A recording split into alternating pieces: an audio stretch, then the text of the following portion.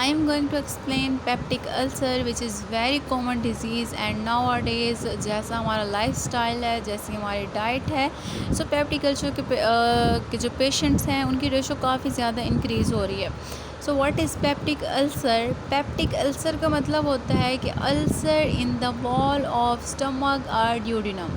सही है, हमारे पास जो स्टमक की वॉल में या ड्यूडिनम की वॉल में जो अल्सर होता है उसको हम कहते हैं पेप्टिक अल्सर।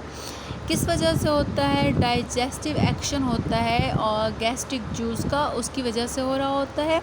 अगर हमारे पास जो पेप्टिक अल्सर है वो स्टमक में हो रहा है तो उसको हम कहते हैं गैस्ट्रिक अल्सर। अगर वो हमारे पास ड्यूडिनम में हो रहा है तो उसको हम कहते हैं ड्यूडिनल अल्सर। अब इसकी कॉज क्या होती है?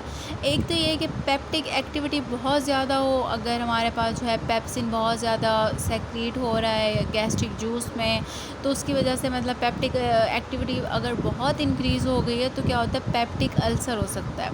इसके अलावा क्या होता है, hyper acidity of gastric juice. अब जो गैस्ट्रिक जूस है उसमें एसिड की क्वांटिटी बहुत ज़्यादा हो गई है, हाइपर एसिडिटी हो गई है, तो it can lead towards peptic ulcer. इसके अलावा क्या होता है कि हमारे पास जो होता है ड्यूडिनल जो कंटेंट होते हैं वो हमारे पास एल्कलाइन होते हैं। अगर वो एल्कलाइन नहीं रहते, उनकी जो एल्कलाइनिटी है वो हमारे पास रिड्यूस्ड हो जाती है, सो वो भी लीड कर सकती है toward peptic ulcer. And next one हमारे पास क्या है कि फूड जो हमारे पास जिसमें एक्सिस लाइक मतलब वो कंटेंट है जो हार्मफुल है, लाइक स्मोकिंग। अगर कोई पर्सन है वो बहुत ज़्यादा स्मोकिंग कर रहा है और काफ़ी ज़्यादा टाइम के लिए कर रहा है, मीन्स के पेप यूँ नहीं कि एक बंदा है उसने कुछ मंथ स्मोकिंग की और अल्सर हो जाएगा, नो। कोई ये भी नहीं कि कुछ बंदा उसने 2-3 साल स्मोकिंग की और उसे अल्सर हो जाएगा, नहीं। बहुत अगर वो काफ़ी टाइम के लिए, अगर कुछ ईयर्स के लिए स्मोकिंग कर रहा है, काफ़ी ईयर्स से और करता आ रहा है और काफ़ी ज़्यादा क्वांटिटी में कर रहा है, और तो वो फिर कॉज बन सकती है हमारे पास पेप्टिक अल्सर की। इसके अलावा एनसेड्स हम जो यूज़ करते हैं कॉमनली, बहुत कॉमनली यूज़ करते हैं, कोई भी हमें पेन होता है हम एनसेड्स यूज़ कर लेते हैं, जिसमें एनसेड्स में हमारे पास आइबोबुप्रोफीन आती है। बुप्रोफीन हमारे घरों में बहुत ज़्यादा यूज़ हो रही होती है। सो अगर उनका भी आप लॉन्ग टर्म यूज़ रखते हो ना, कहीं कई सालों तक अगर आप उसका यूज़ रखते हो, रिमेंबर कि डिज़ीज़ तब कॉज होती है, साइड इफ़ेक्ट तब आता है जब आप चीज़ काफ़ी टाइम के लिए यूज़ करते हो। आप एक चीज़ को साल मतलब ईयर्स में यूज़ कर रहे होते हो, ठीक है। अब हमारे पास साइड इफ़ेक्ट्स मंथ्स, डेज़ या आवर्स में नहीं आ रहे होते, वो ईयर्स में आ रहे होते हैं। सो अगर लॉन्ग टर्म यूज़ है एनसेड्स का। इसके अलावा क्या होता है हमारे पास, अगर क्रोनिक इन्फ्लेमेशन हो गई है ड्यू टू एच पाइलोरी, तो उसकी वजह से भी हमारे पास पेप्टिक अल्सर हो सकता है।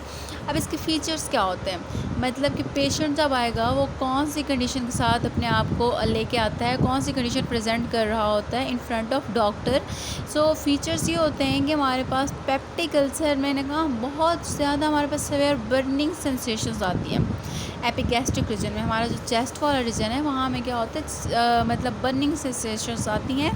इसके अलावा जो गैस्ट्रिक अल्सर होता है ना, उसमें जो पेन होता है वो हमारे पास जब हम खाना खा रहे होते हैं या हम कुछ पी रहे होते हैं, ठीक है, पेन अकर्स वाइल ईटिंग और ड्रिंकिंग। लेकिन जो ड्यूडिनल अल्सर होता है ना, वहाँ उसमें क्या होता है कि जब फूड इनटेक हो गई तो उसके बाद हमारे पास पेन होता है और मोस्टली हमारे पास ड्यूरिंग नाइट होता है। जो गैस्ट्रिक अल्सर होता है उसमें पेन हमारे पास तब होता है जब हम ईट कर रहे होते हैं, लाइक ड्रिंकिंग कर रहे होते हैं, ईटिंग कर रहे होते हैं। बट ड्यूडिनल अल्सर में पेन तब फील होता है जब हम खाना खा लेते हैं।